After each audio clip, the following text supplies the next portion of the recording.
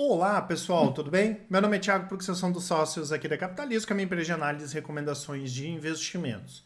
Já quero fazer um convite aqui de maneira antecipada para quem não é inscrito, se inscrever no canal e para quem gostar do vídeo, dar um like e compartilhar. Hoje vamos fazer um vídeo um pouquinho diferente. Nós recebemos muitas dúvidas, muitas perguntas, né, de clientes e não clientes ligadas a essa questão do El Ninho, né? Muita gente querendo saber qual é o tipo de impacto, né, que o El Ninho pode trazer para as empresas aqui na Bolsa e se a gente pode ter alguma crise grande ligada a essa questão do El Ninho, tá? Eu lembro, né, pessoal, que o El Ninho em si ele já está formado, né? Para quem não lembra, o El Ninho ele é caracterizado, né, por um aquecimento anormal das águas do Oceano Pacífico, o que influencia no clima não só no Brasil, mas no mundo todo. A gente tem aqueles furacões no Atlântico, tem ciclones no Pacífico, por exemplo.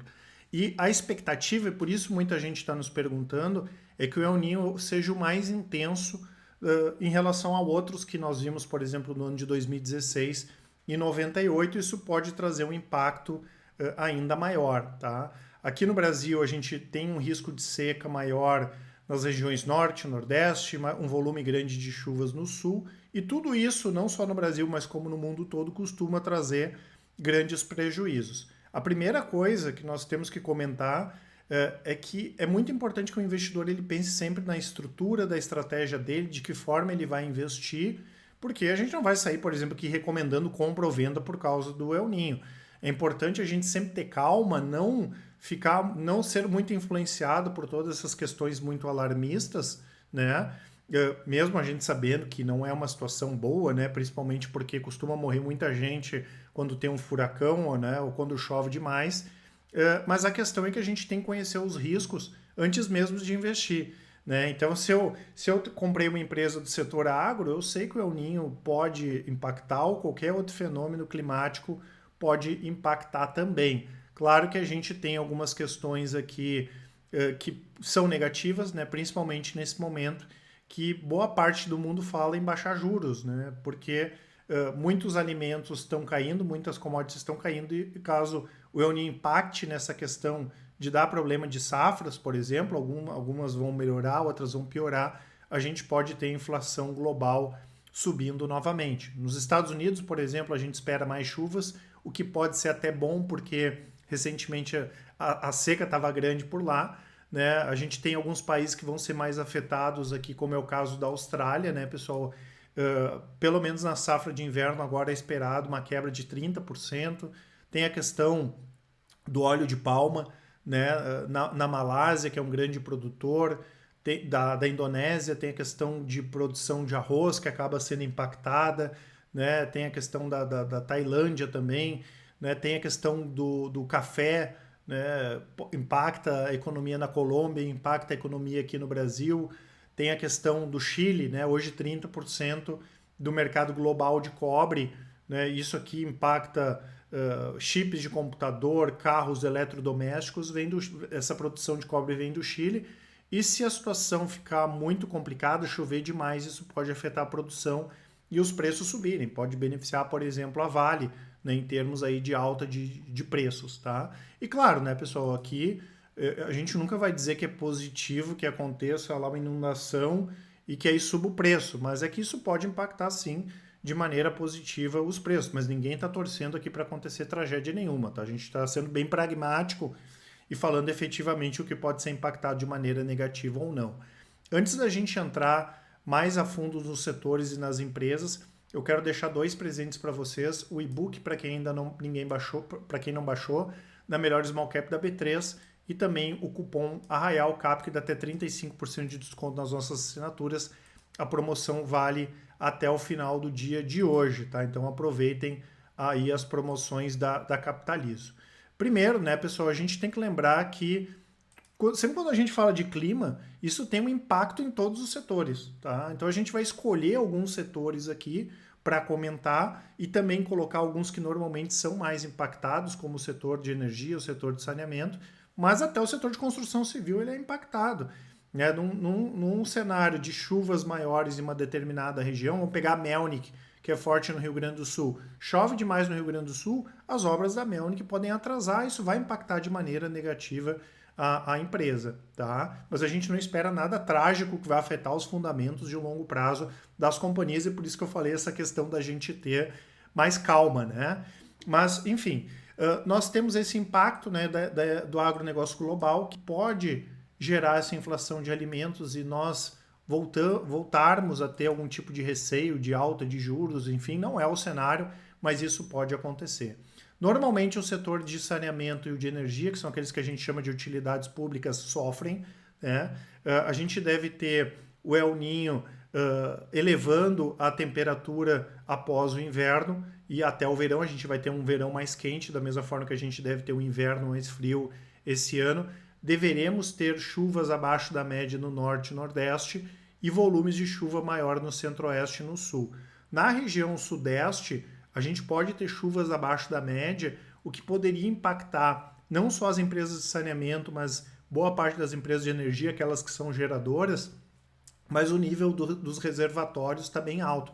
Nós tivemos problemas nos últimos anos porque os níveis dos reservatórios estavam baixos, mas não é a situação atual. Hoje os níveis estão nas melhores condições aí quando a gente olha nas últimas décadas. Então empresas de geração de energia como a ENGIE, né, hidrelétrica como a ENGIE, como a ES, como CPFL, enfim, devem sofrer menos, ou se a gente tiver algum tipo de impacto bem limitado, e também não vamos ter o impacto ruim caso nós tivéssemos secas grandes, né, por exemplo, para Sanepar, para Copasa ou para Sabesp, né? Então, esse segmento que normalmente é mais afetado, como a gente tem uma situação melhor na região sudeste em relação a níveis de reservatórios e mais chuva centro-oeste e sul, não é uma questão que deve impactar muito de maneira negativa.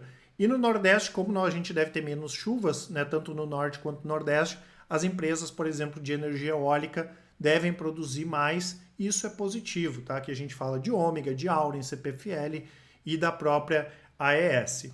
Outro setor aqui que pode se beneficiar com preços mais altos, né, em função do El Niño, é o setor de açúcar e álcool, o segmento açúcar alcooleiro, desculpa, né? E aqui nós temos 3 empresas da bolsa, tá? A gente tem a Cosan, que é a controladora da Raízen, e fora a Raízen nós temos mais aqui a São Martinho e principalmente Jalles Machado, tá?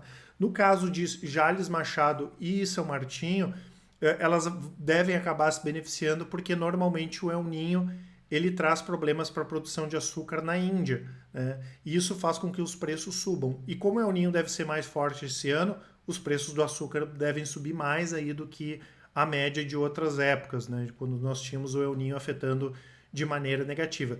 E aqui no Brasil a gente vai ter o efeito contrário, porque a gente não vai ter quebra na produção. Então a situação na Índia aumenta o preço e o Brasil vai conseguir vender mais, vai conseguir produzir mais. Inclusive a gente viu alguns números aqui da Copersucar, que a expectativa é de crescimento de 27% nas vendas de açúcar e 12% da moagem de cana. Tá? Então beneficia muito essas duas empresas, lembrando que a Jalles Machado é muito forte, por exemplo, em açúcar orgânico. Já no caso da Raízen, ela vai se beneficiar menos que as outras duas, porque é política da empresa já fazer o hedge de maneira antecipada e mais de 80% da produção da Raízen já tá hedgeada, eles já fizeram hedge, então não tende a beneficiar, caso esse preço do açúcar aí aumente, né, vai beneficiar menos do que as outras empresas que a gente comentou.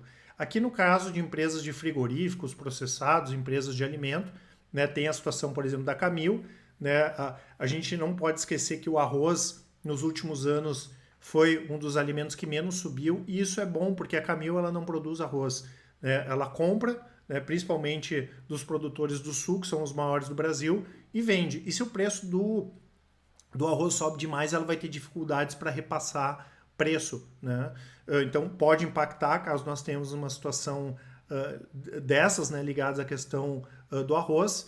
Nós temos a questão da M. Dias Branco ligada ao trigo. Aqui a gente espera um movimento menos, que impacte menos de maneira mais positiva, porque a gente deve ter uma safra menor de trigo nos Estados Unidos, mas na América do Sul uma safra de trigo maior, que é da onde a M. Dias compra mais, né? E a empresa vem sofrendo nos últimos anos em função dessa questão do trigo.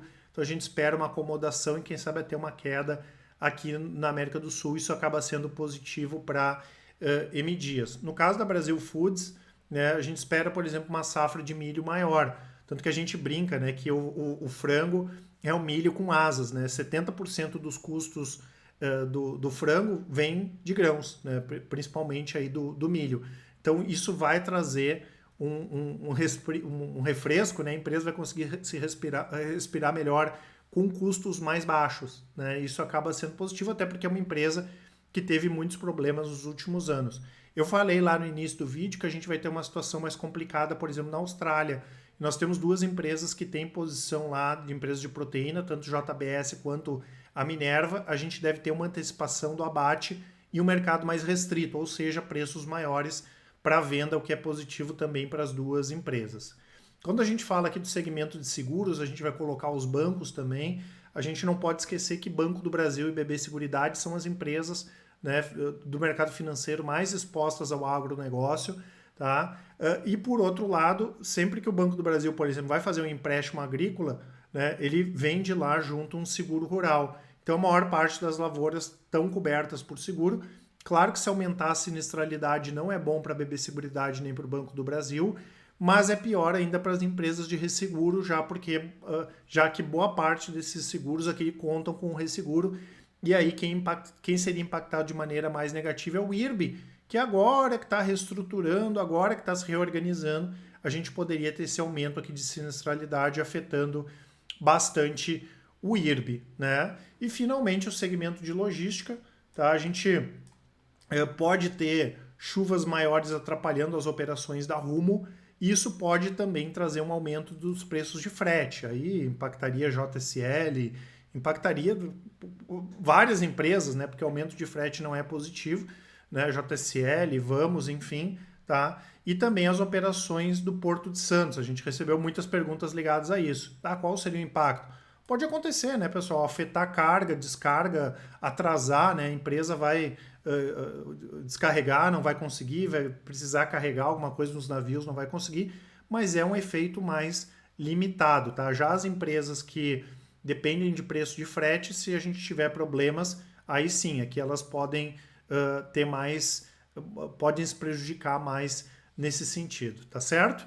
Então, passado aqui, tá, pessoal? Acho que a principal lição é não se estressem demais, tá? A gente, obviamente, espera que tenha algumas impactos positivos, outras negativos, mas, obviamente, a gente não vai fazer nenhuma grande mudança nas estratégias ou nas recomendações em função disso e não recomenda que ninguém faça também, tá certo?